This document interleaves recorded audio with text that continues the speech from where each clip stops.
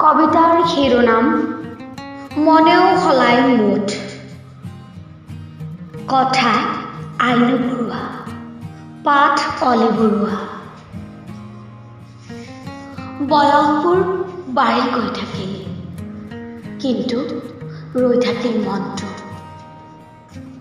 আগৰ দৰেই আৱেগিক হৈ। যিখিনি আছে তাত অসুখী নহয় মই, কিন্তু তাৰ অতিৰিক্ত কিবা এটা পাবলৈকে হৃদয়ে গোপনে হেঁপাহ কঢ়িয়ায়। বুকুৰ মাজত এবুকু প্ৰশ্নই তোলপাৰ লগায়।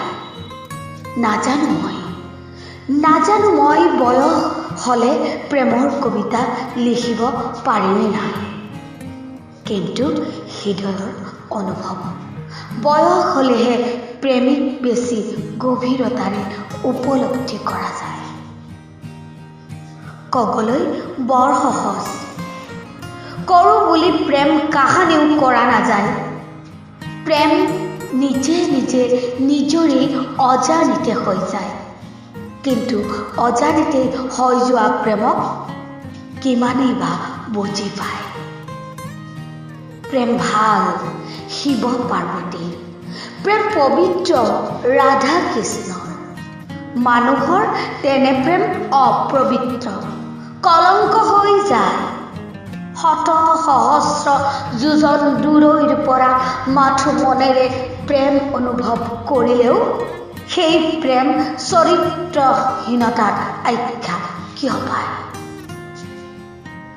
সাপৰ দৰেই নিৰাকাৰ মনেও কেতিয়াবা গোপনে মুঠ সলায়, কোনেও নজনাকে। ইউকেলিপ্টাছৰ দৰেই পিছল হৈ পৰা মনে ডেউকা মেলি আকাশলৈ থিয়ায়। সেই উৰণত মনে কেতিয়াবা ক্ষণিক জিৰাব খোজে, হেঁপাহৰ কোনো অচিন চহৰত।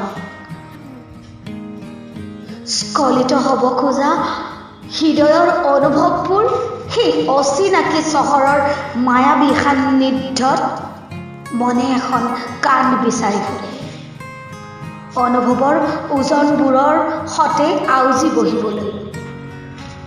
দৈনন্দিনতাৰ চিনাকি সুবাহিত সান্নিধ্যৰ পৰা আঁতৰি কিছু সময় নিজক পাহৰি যাবলৈ।